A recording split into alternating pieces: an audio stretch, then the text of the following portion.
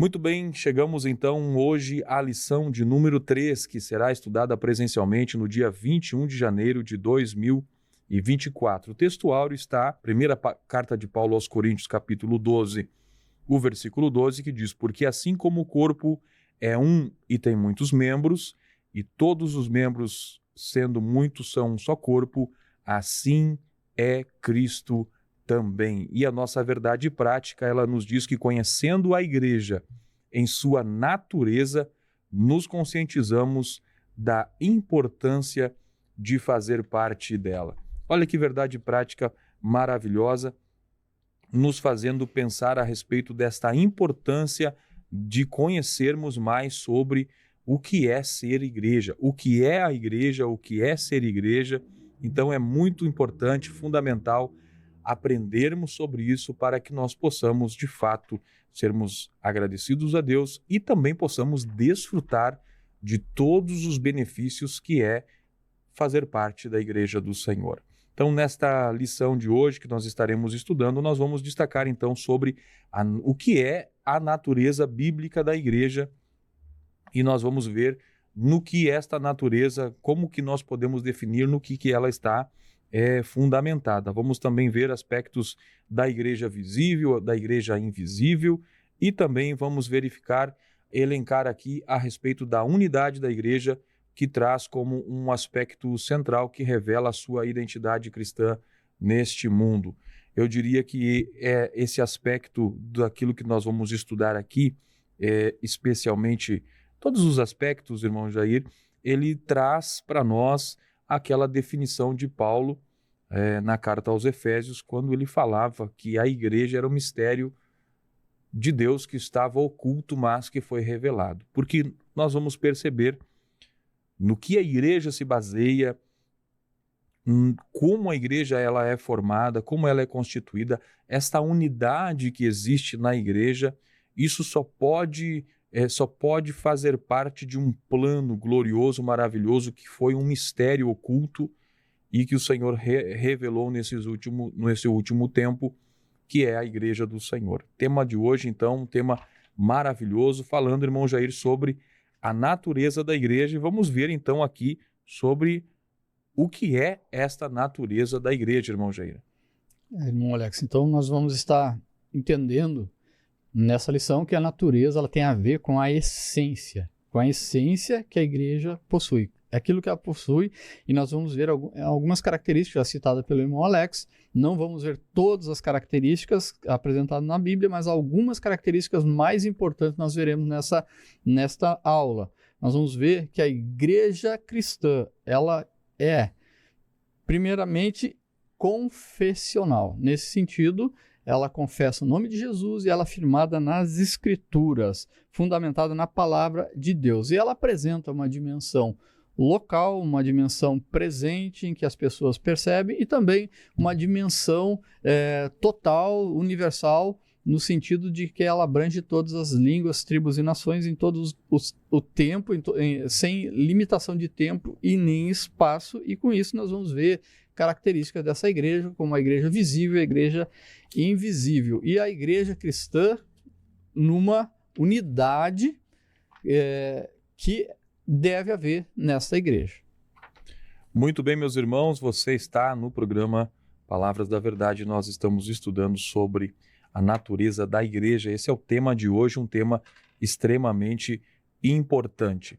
Não deixe de curtir, não deixe de compartilhar. A sua participação é muito importante. Se inscreva no canal, deixe seu like. Muito importante você estar conosco participando. Muito bem.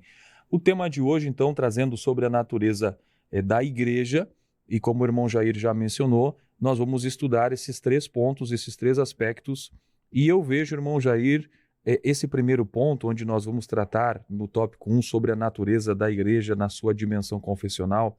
O ponto 1 vai trazer que a igreja ela é fundamentada na palavra, e eu percebo aqui, irmão Jair, essa importância do nosso escritor trazer a respeito desse fundamento, pois afinal de contas uma igreja que ela é verdadeiramente bíblica, ela, de fato, ela vai ser firmada na palavra de Deus, irmão Jair.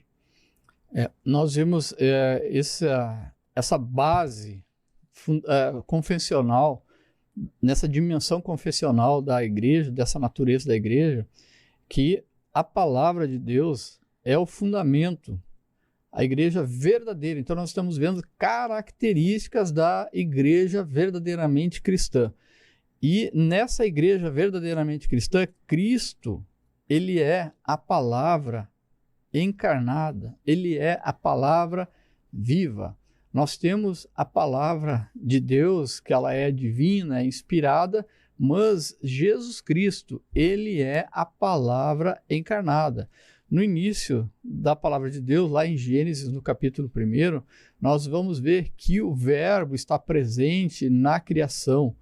No princípio criou Deus os céus e a terra, e Deus ali está, nessa palavra, no nome de Deus ali, corresponde à Trindade, Elohim, Deus presente, Jesus e o Espírito Santo, porque vai dizer que o Espírito pairava sobre as águas, e Deus disse, haja luz. Então esse verbo é o próprio Senhor Deus, e isso nós vamos ver a revelação de João, do apóstolo João, em seu evangelho, no capítulo 1, que ele vai dizer, no princípio era o verbo, e o verbo estava com Deus, e o verbo era Deus. Então a gente vê a palavra de Deus encarnada.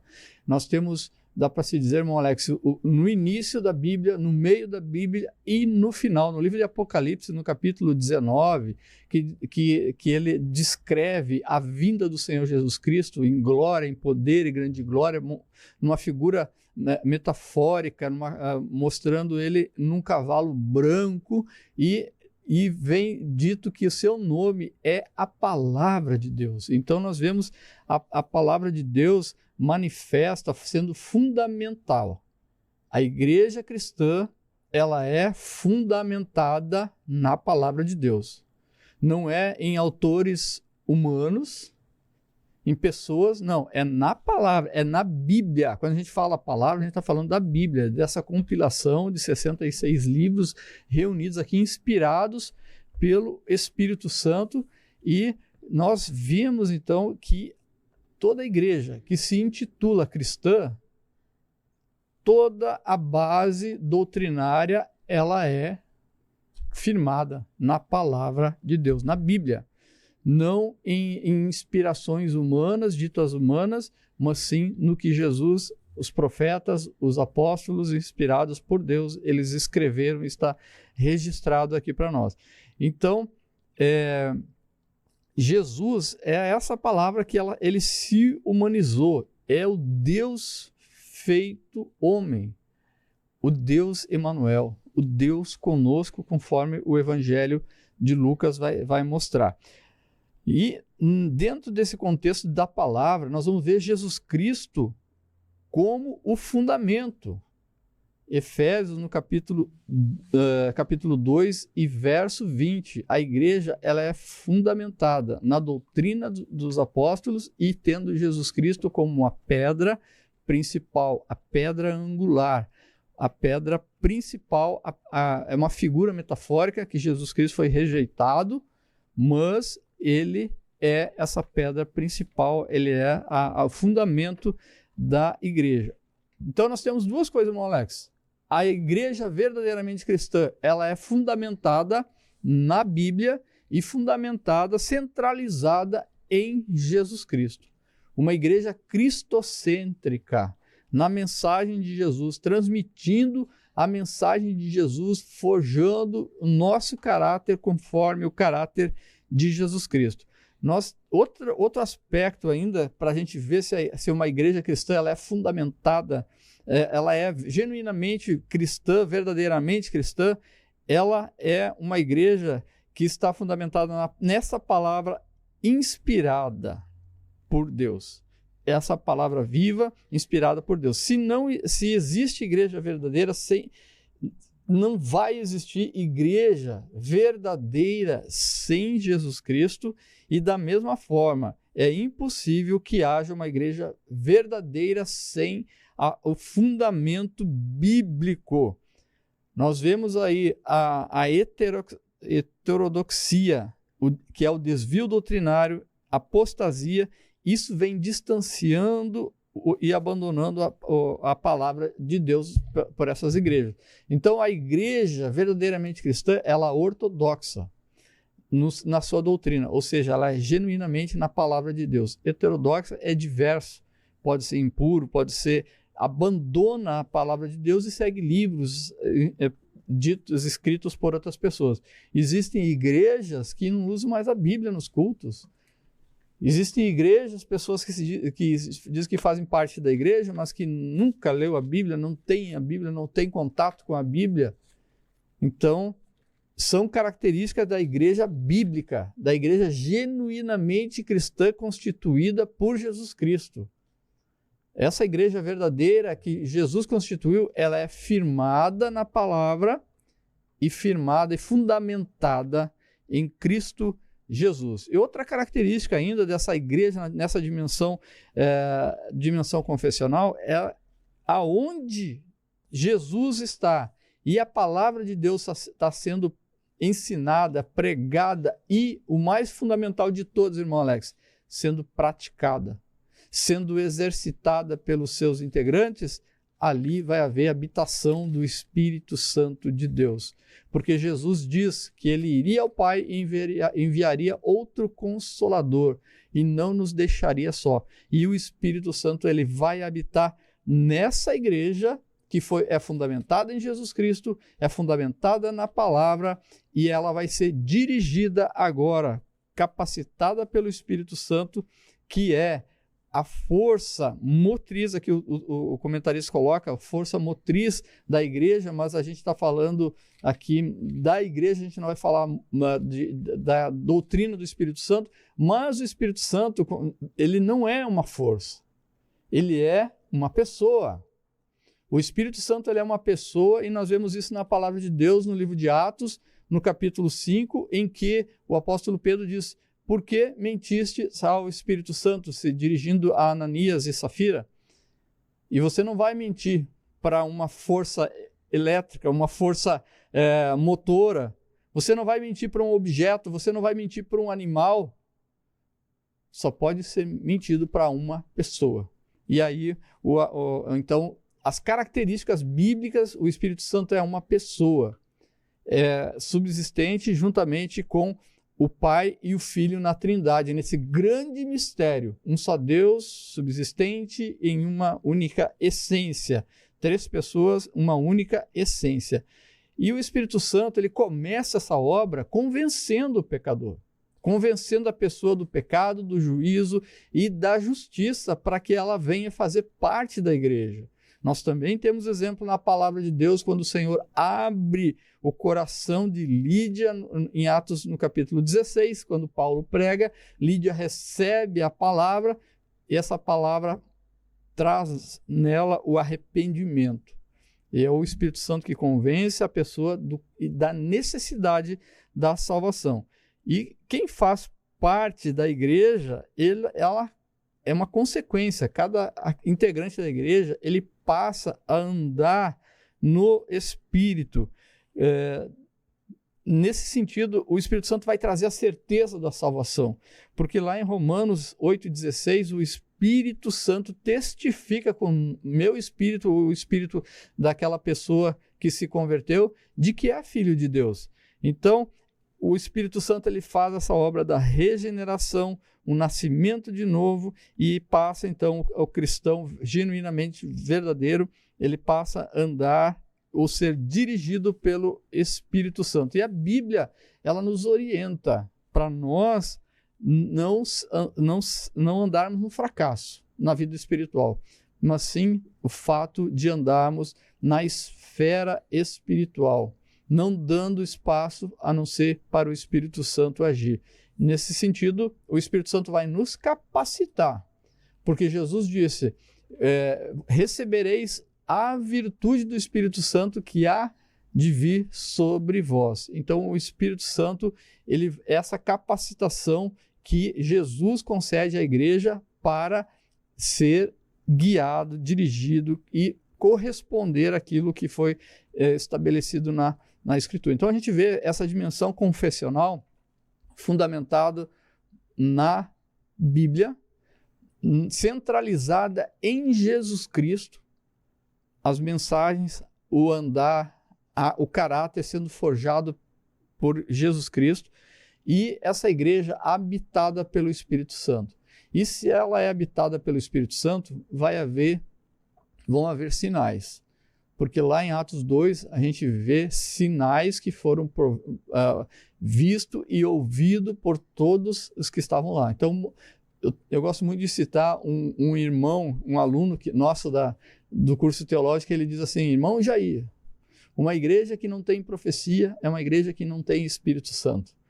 Então ele está citando os dons congregacionais dados pelo Espírito Santo para a igreja, mas onde o Espírito Santo possa se manifestar dentro da igreja, ali é uma igreja viva, ali é uma igreja avivada, é uma igreja biblicamente fundamentada na palavra de Deus e centralizada em Cristo Jesus.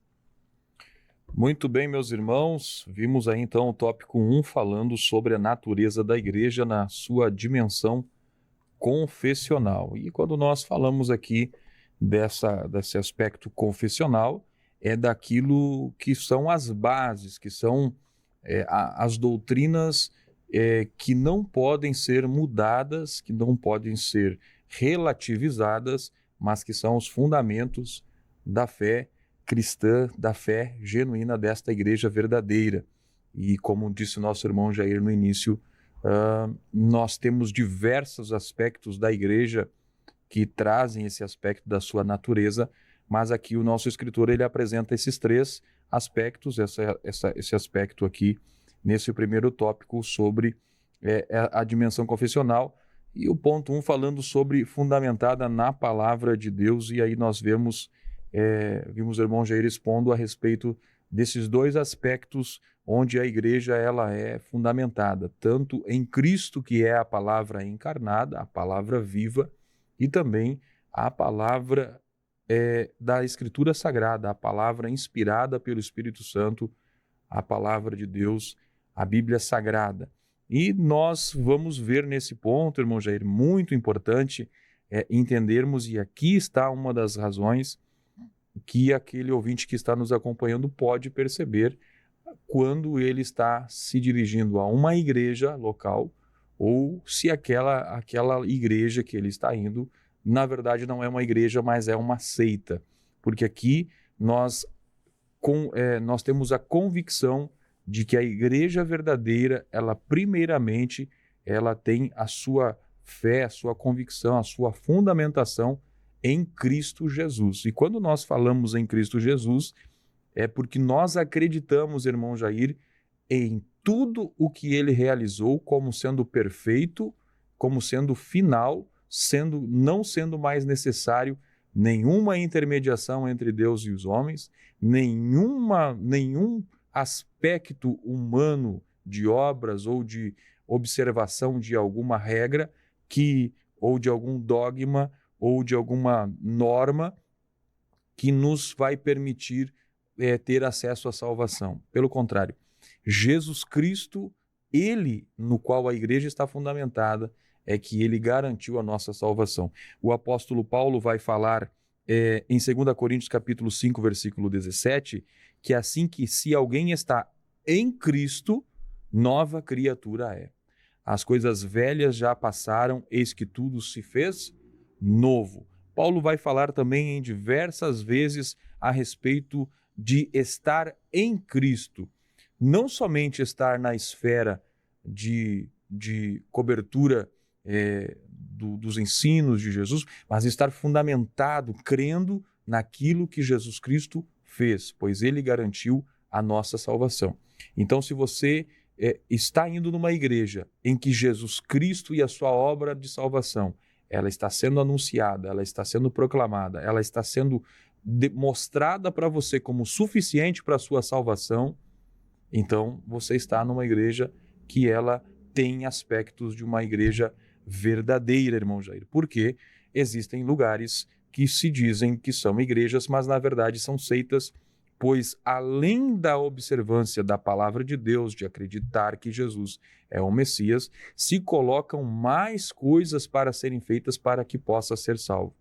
Isso não é uma igreja, isso seria uma seita, e você que quer servir a Deus com o povo eleito do Senhor, que vai morar no céu, você precisa evitar um ambiente como esse.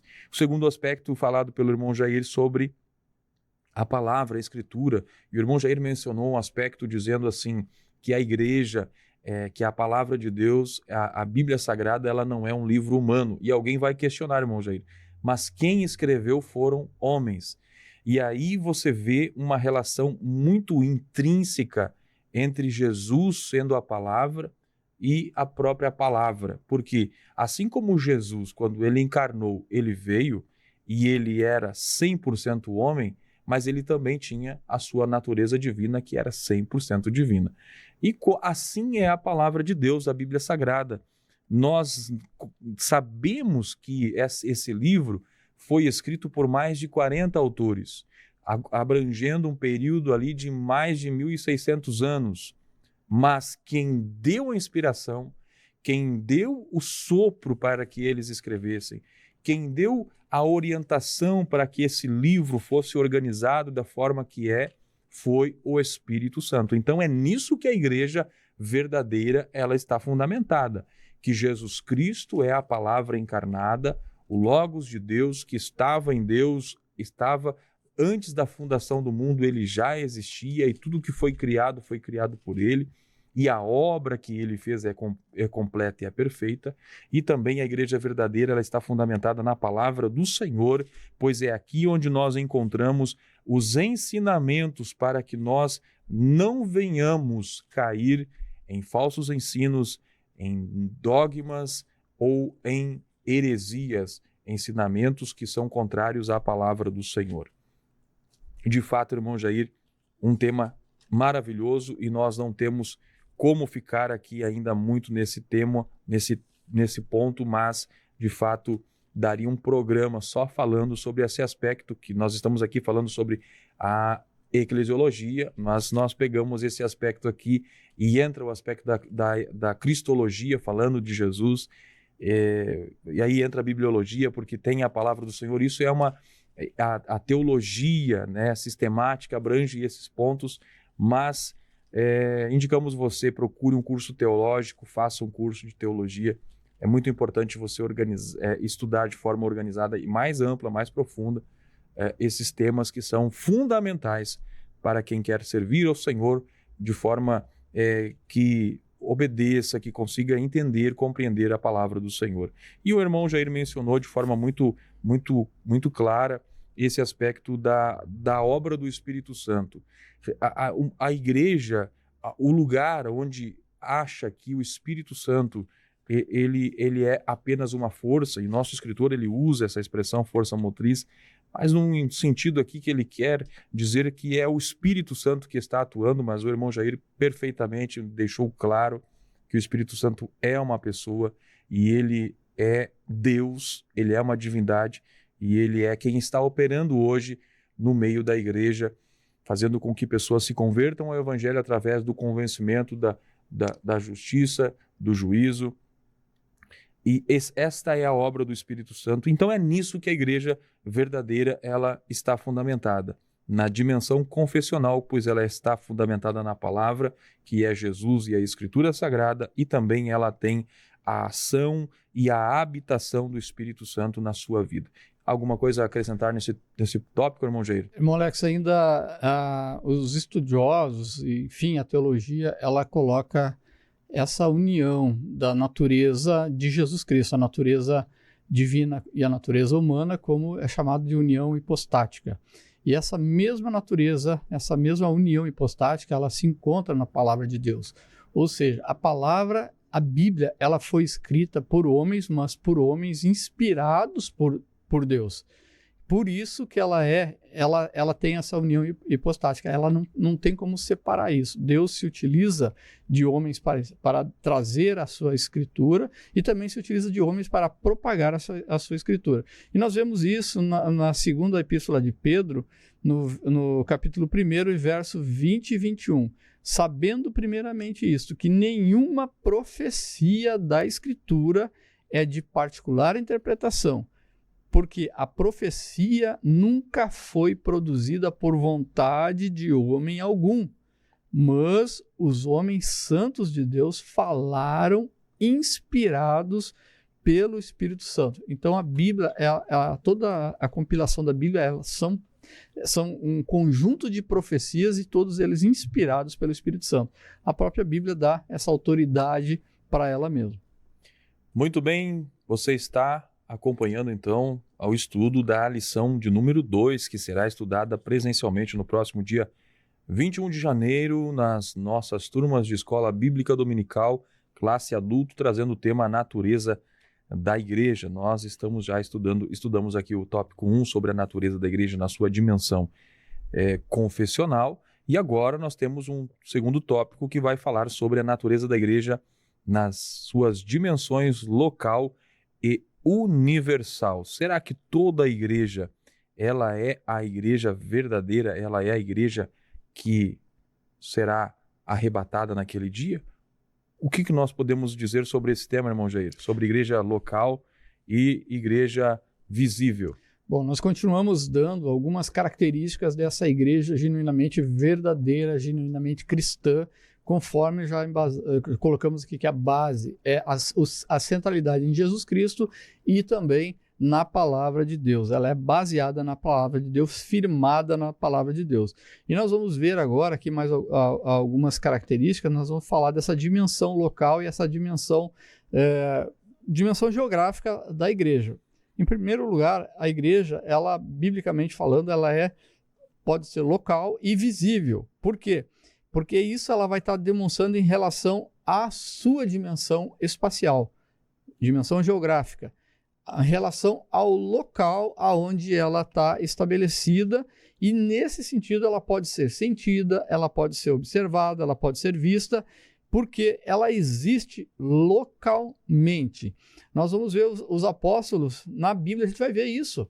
Os apóstolos estão escrevendo para diversas igrejas localmente estabelecidas. A gente vê o apóstolo Paulo escrevendo a igreja em Corinto, a igreja em Tessalônica, a igreja em Filipos, a igreja na Galácia, são todas regiões. E outras, a Bíblia fala também em várias igrejas que estão dispersas, né? Então nós vamos ver a igreja em Antioquia da Síria, em Antioquia da Pisídia, a igreja em Jerusalém. Então, todas elas localmente estabelecidas nas Escrituras. Mas todas essas igrejas, elas têm particularidades.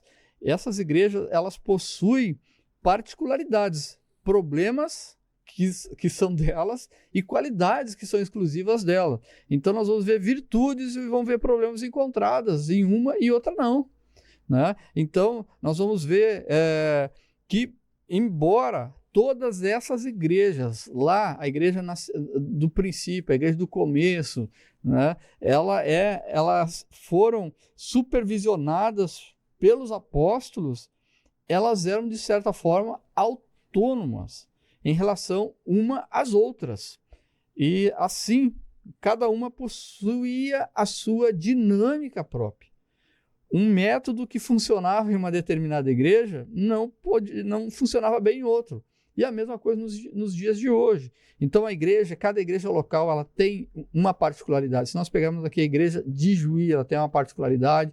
Igreja de Santo Ângelo, cada igreja tem as suas particularidades. A gente falando da igreja local, da igreja visível, ela tem esses itens. Por quê? Porque a igreja é formada por pessoas e culturas que estão ali envolvidas.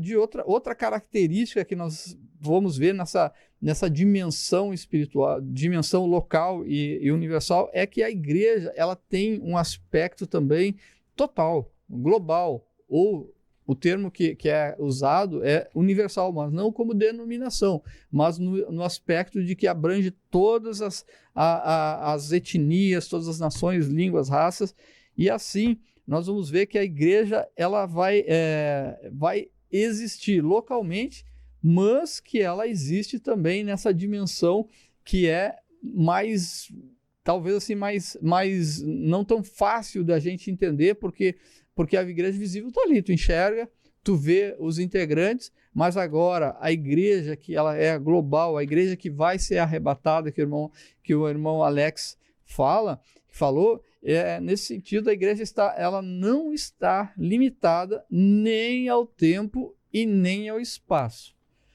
Ao tempo por quê, irmão? Seguindo a Bíblia, a gente vai ver no livro de Gênesis, os primeiros habitantes dessa terra foram Adão e Eva, e eles caíram em pecado. Mas a gente vai ver relatos de sintomas de arrependimento em Eva, dizendo que ela alcançou de Deus a graça para ter um filho.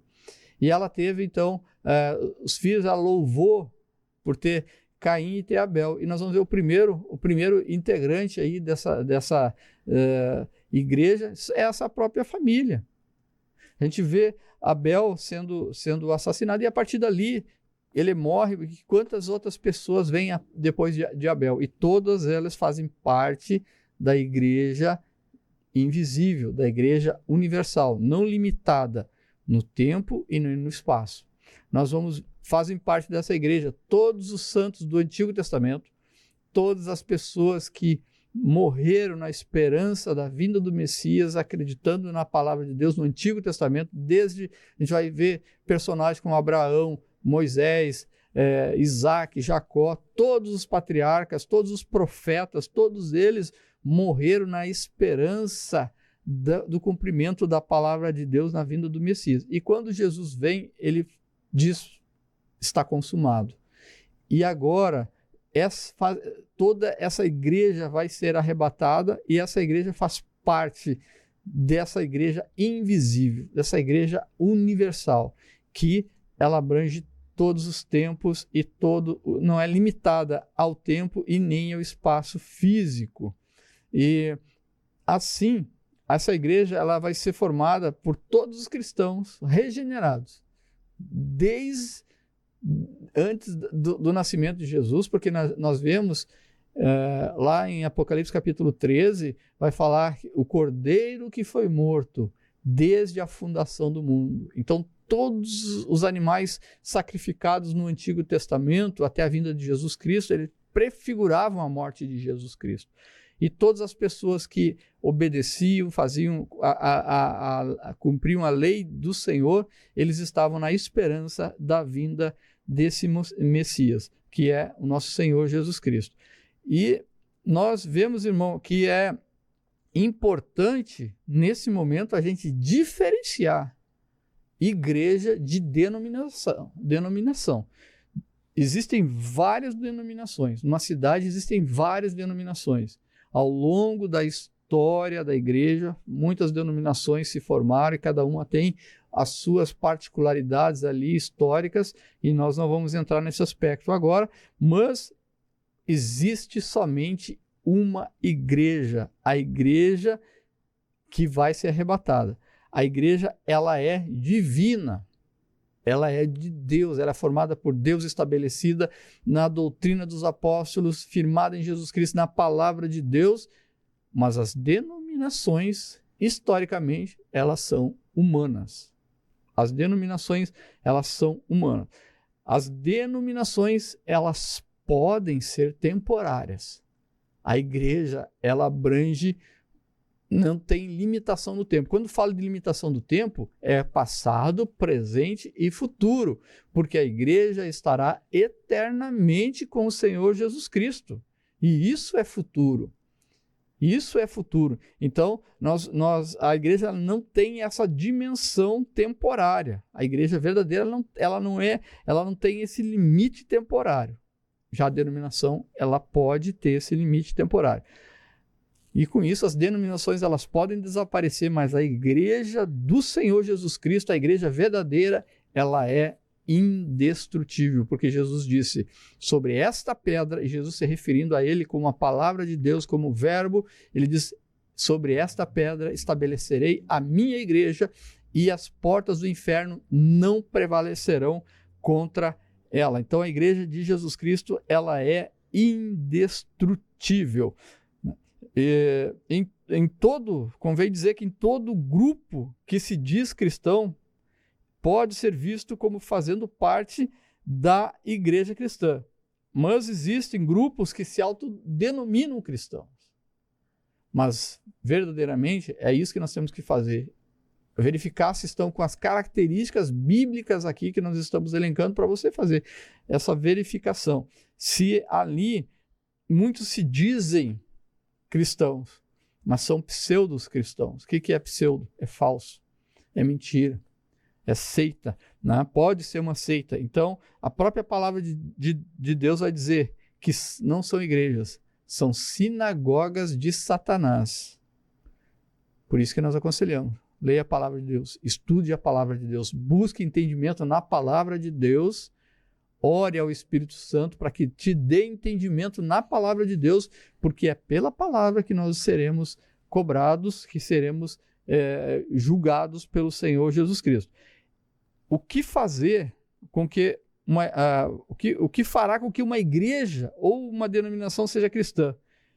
É a fidelidade que ela tem a Jesus Cristo e também as Sagradas Escrituras. Então nós vemos aqui essa característica da igreja, uma dimensão local e universal. Uma igreja que ela é local no sentido que ela é visível e no sentido que ela é universal, ela passa a ser considerada como invisível, mas ela não é limitada ao tempo e nem ao espaço geográfico. E o que determina que uma igreja ela é cristã, verdadeiramente cristã, é fidelidade a Jesus e também a fidelidade às Escrituras.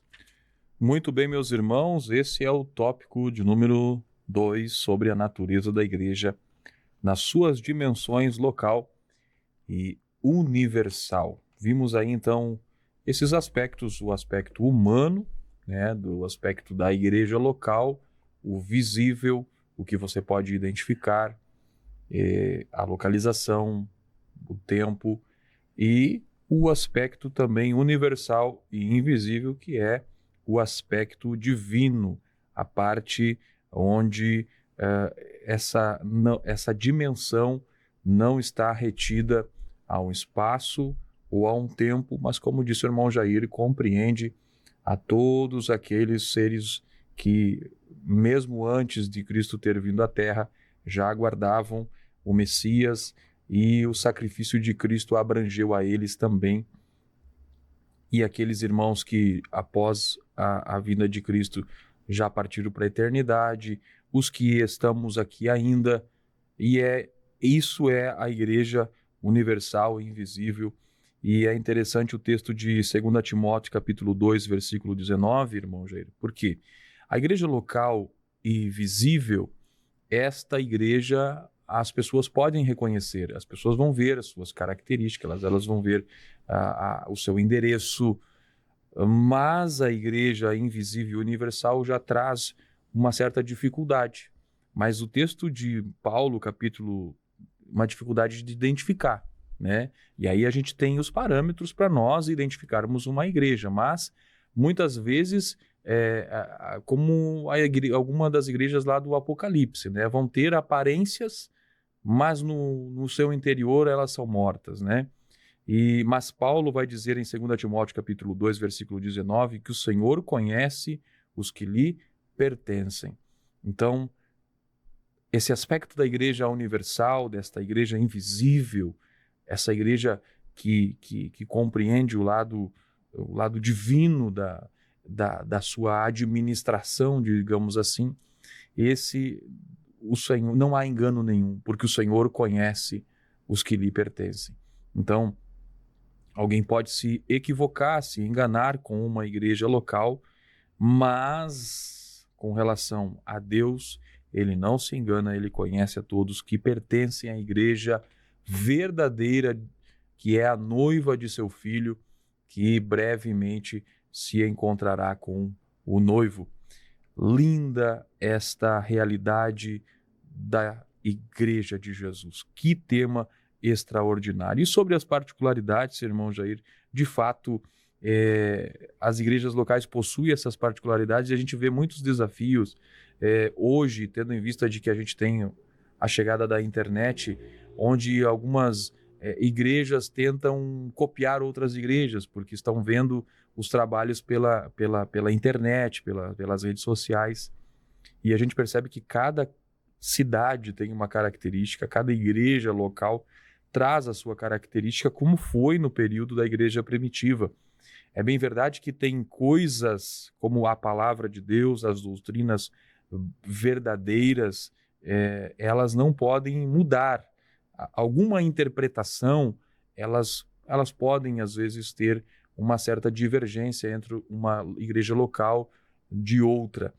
Mas as doutrinas fundamentais, como nós já vimos sobre Cristo, sobre a palavra, sobre a ação do Espírito Santo nisso, nós não podemos nos mover. Então, de fato, a cada igreja traz a sua particularidade e a sua dinâmica própria, ou seja, é difícil você querer implantar um sistema que está dando certo lá no norte do país, aqui no sul do país, vai ter a sua característica local, e é assim que a igreja trabalha, mas não por isso o Espírito Santo não está agindo, não por isso a palavra do Senhor não está sendo pregada, não por isso a igreja não está fundamentada em Jesus Cristo, que é o fundamento, a pedra de esquina, conforme o apóstolo Paulo define. Você está acompanhando hoje a lição de número 3 sobre o tema A Natureza da Igreja. Deixa seu like, comente, compartilhe, muito importante sua participação aqui nesta programação. E nós estamos indo então, irmão Jair, para o término deste programa, e nós temos ainda um tópico para nós abordarmos, que é a igreja na sua dimensão comunitária. E aqui, um dos mistérios que eu diria, mais um dos mistérios relacionados à igreja, à natureza da igreja, que é o fato desse aspecto comunitário. O que nós podemos falar dessa dimensão comunitária, irmão Jair?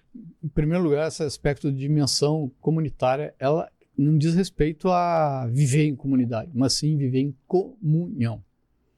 Ter em comum a fidelidade em Jesus Cristo e a fundamentação na palavra de Deus. E com isso vai ser gerado o amor, vai ser gerado o entendimento, vai ser gerado situações para suportar uns aos outros. E aí entra a metáfora que é dá-se dizer, o texto áureo da nossa lição, que é o corpo de Cristo, uma representação da igreja do Senhor como corpo de Cristo, que está lá escrito, até o irmão Alex citou aqui no nosso texto, na nossa leitura bíblica em classe, que está em Coríntios, em 1 Coríntios capítulo 12, verso 12 ao verso 27, em que o apóstolo Paulo ele faz essa analogia da igreja do Senhor com o corpo humano. E nessa analogia, principal coisa, o corpo, ele é indivisível. O corpo humano, tu não tem como você dividir o corpo humano. E nessa analogia, Paulo vai estar comparando a igreja ao corpo humano e mostrando que a igreja, verdadeiramente, ela é unida, e não pode haver divisão nesse corpo. Ela tem que ser unida e não pode haver divisão. Isso que a palavra de Deus está nos colocando aqui no capítulo 12 e verso 12, que é o nosso texto áureo, dizendo que como o corpo é um e tem muitos membros também formam um único corpo, que é o corpo de Cristo. Então não pode haver divisão. Jesus, ele diz que um reino dividido não subsistirá, Mateus 12, 25. E isso implica a igreja, isso se aplica à igreja, esse princípio se aplica à igreja. A igreja não consegue, não deve se dividir. O comentarista coloca aqui na nossa lição que o diabo, quando ele tenta e não consegue destruir a igreja, atacar a igreja através da perseguição, ele pode tentar através da divisão. E por isso que é necessário evitar o partidarismo, falando assim, as panelinhas, os grupinhos, as preferências de determinados por cada grupo. E a unidade da igreja, Paulo escreve agora a igreja de Filipos, ele diz: completai o meu gozo para que sintais o mesmo, tendo o mesmo amor, o mesmo ânimo, sentindo uma mesma coisa. E também o apóstolo Paulo, ele fala para a própria igreja, essa igreja de Corinto, ele fala que Cristo não está dividido.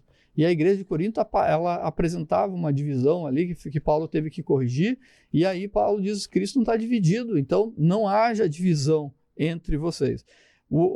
Nesse anseio aqui, o apóstolo Paulo, ele mostra que ele tem esse anseio pela unidade da igreja, como um corpo, de uma forma coletiva. Deve zelar pela unidade, da mesma forma que cada crente deve buscar isso. E nós vemos nessa unidade, nós vemos uma diversidade. Por quê? Porque tem ali muitas pessoas que formam esse conjunto de pessoas ali dentro dessa igreja. E nós vamos ver na própria Trindade, o Pai, o Filho e o Espírito Santo, eles são pessoas diferentes, mas com uma mesma essência, uma mesma substância, mostrando que tem um único propósito, um só propósito. Então, a unidade. Nós vemos a oração de Jesus Cristo em João, no capítulo 17, que Jesus ele ora para que haja unidade na igreja. Você sabia que lá Jesus orou por mim, por você, para que houvesse essa unidade dentro da igreja? Está ali estabelecido no Evangelho de João, no capítulo 17. E da mesma forma, nós crentes, assim como Deus e o Espírito Santo e Jesus Cristo, ele tem a mesma essência, o mesmo propósito, a mesma substância, nós cristãos, nós devemos buscar esse tipo de unidade, ter o mesmo propósito, ter o mesmo objetivo de adorar, ter a mesma palavra de Deus, o mesmo Jesus Cristo. E nesse sentido, assim, a unidade, ela não é uniformidade, é diferente. Nós somos diferentes. Todos nós somos diferentes. Somos diversos, temos temperamentos distintos uns dos outros, maneiras diferentes de fazer as coisas. Mas, mesmo assim, somos um em Cristo e nós devemos perseverar no mesmo alvo, na mesma direção, na mesma sintonia, no mesmo espírito, buscando a glória de Deus Pai. Muito bem, meus irmãos, vimos aí então o tópico de número 3, falando então sobre esse aspecto da dimensão comunitária, falando sobre que a Igreja de Cristo é uma igreja una, ou seja, ela tem esse aspecto que traz aquela metáfora então que nós já estudamos em programas anteriores a respeito do corpo de Cristo, e na nosso textuário, na nossa lição, ela traz esse aspecto do corpo, e fala desse organismo que reúne então todas aquelas pessoas que creem no Evangelho de Jesus, que creem na obra redentora de Cristo, e eles então se unem, se reúnem para cumprir com a missão de Jesus, executar a obra de Cristo que ele começou aqui nesta terra. Esse é o aspecto de nós, como igreja, também sermos corpo, executar a obra de Jesus, pois, afinal de contas, Jesus ele veio, ele consumou a obra da salvação, orientou os discípulos, preparou-os para que então se desse continuidade. E a igreja, como um corpo unida, tem esse papel de dar continuidade à obra de Jesus Cristo, que é anunciar a salvação a todos os povos, pois, afinal de contas, nós já estudamos em trimestre passado que essa é a intenção do Senhor, a salvação de todos os homens, de todas as raças, tribos e nações. Então, a igreja ela é unida nesse propósito, nesse formato de unidade para cumprir essa missão de Jesus e, consequentemente, a gente sabe que a obra do adversário é essa, de tentar criar rupturas, criar partidarismos dentro de igrejas para tentar enfraquecer, pois ele sabe que um reino dividido não prospera, mas então é por isso que existe essa tentativa do adversário de tentar dividir a igreja, mas nós entendemos que somos um corpo, que a igreja é um corpo e ela precisa estar unida. Com essa união não existe mais nenhum tipo de divisão entre o apóstolo Paulo vai falar que houve a queda da barreira, da inimizade que havia, ele falando a respeito da obra redentora de Cristo. Então já não há mais judeu, não há mais grego, todos são um, e qualquer tipo de separação que havia em Cristo Jesus, elas foram derrubadas e todos foram reconciliados por Cristo lá na cruz do Calvário. Também não existe nenhuma forma de discriminação na igreja. Todos na igreja eles têm o seu papel, a sua função como corpo de Cristo, independente da sua classe social, e assim era no tempo dos apóstolos. No tempo dos apóstolos nós tínhamos um tema que nós não falamos muito, que é o tema da escravidão. E Paulo colocava um escravo no mesmo nível do seu senhor diante de Cristo Jesus. Apesar daquele escravo ter as funções que ele deveria exercer para o seu senhor, Paulo colocava eles no mesmo nível diante do Senhor, porque eles faziam parte, eles eram integrantes do corpo de Cristo. E isso se concretiza nesse aspecto desta unidade em que fazemos parte deste corpo glorioso. Então, nós percebemos aqui, então, nesse tópico terceiro, sobre essa diversidade também que existe na unidade, e, apesar disso, nós somos unidos pelo Espírito Santo que habita, que opera na igreja, como falamos lá no tópico 1. É o tempo, é a dispensação do Espírito Santo agindo na igreja, promovendo unidade, promovendo a salvação através de convencer o pecador. A obra do Espírito Santo é muito atuante numa igreja verdadeira. Então nós já comentamos também no programa primeiro sobre a conversão. O que é uma igreja? Uma igreja é a reunião de todos aqueles que se converteram da sua velha vida para seguir a Jesus. Então, isso é a igreja, é o aspecto da unidade que precisa ser valorizado, precisa ser buscado e está no plano de Deus. Irmão Jair, tema de hoje, um tema maravilhoso. O que nós podemos concluir sobre esse tema de hoje, irmão Jair? Bom, nós vimos as características aí da natureza da igreja. Quais as características que definem uma igreja genuinamente cristã?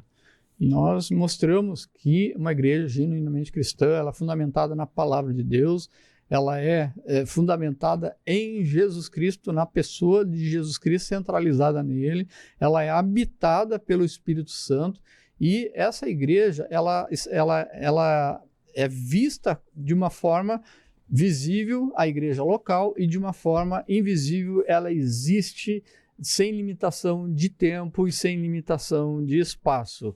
E nós também vemos que outra característica dessa igreja é nessa dimensão de comunhão, de que a igreja ela é indivisível. Como o corpo humano é formado por vários membros, vários órgãos, e assim vários membros formam o corpo de Cristo, e nisso não pode haver divisão. E com isso tem que um suportar o outro, porque nós somos formados por pessoas diferentes, distintas, cada um com um temperamento distinto. Nisso a gente vê na célula familiar, uma família, o marido tem um temperamento, a esposa tem outro, e cada filho criado, educado da mesma forma, ele também tem um temperamento diferente. Então, da mesma forma, dentro dessa reunião de pessoas regeneradas, retiradas do mundo, retiradas do pecado e colocadas para formar a igreja do Senhor Jesus Cristo, ela precisa viver em unidade. E unidade, nós vemos que não é uniformidade. Nós somos diferentes, mas mesmo assim, nós temos que perseverar no mesmo alvo, que é Jesus Cristo. Muito bem, meus irmãos, vimos então que para nos referirmos a uma igreja como ela sendo de fato verdadeiramente cristã, estas marcas aqui abordadas, elas não podem faltar. Ela precisa ser uma igreja fundamentada em Jesus Cristo, na Escritura Sagrada da Palavra do Senhor, e também ser uma igreja que tem o poder e a habitação do Espírito Santo atuando dentro dela.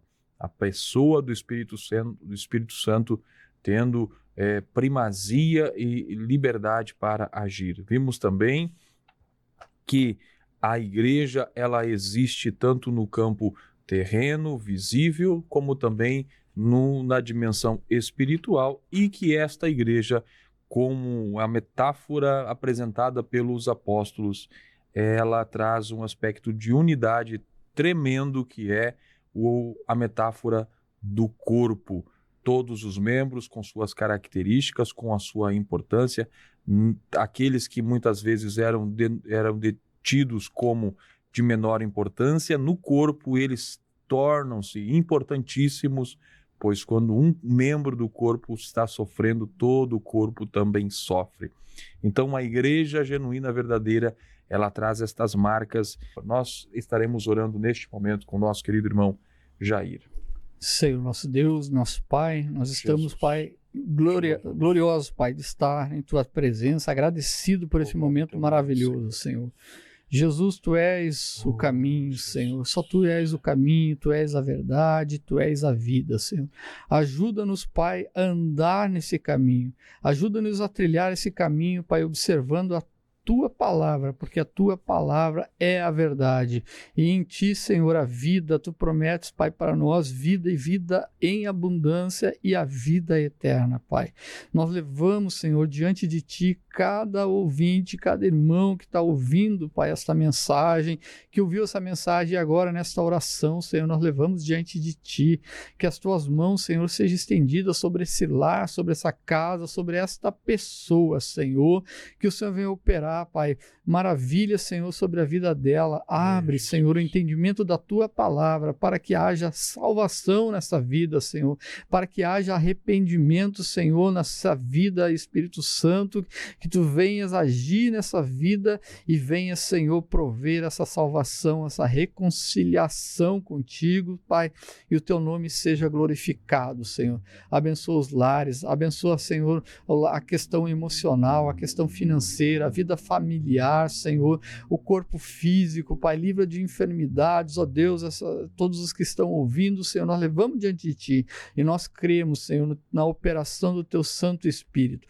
Abençoa, Senhor, as classes de escola bíblica dominical, Senhor, e muito obrigado pela Tua palavra santa, bendita, em nome de Jesus nós oramos, amém.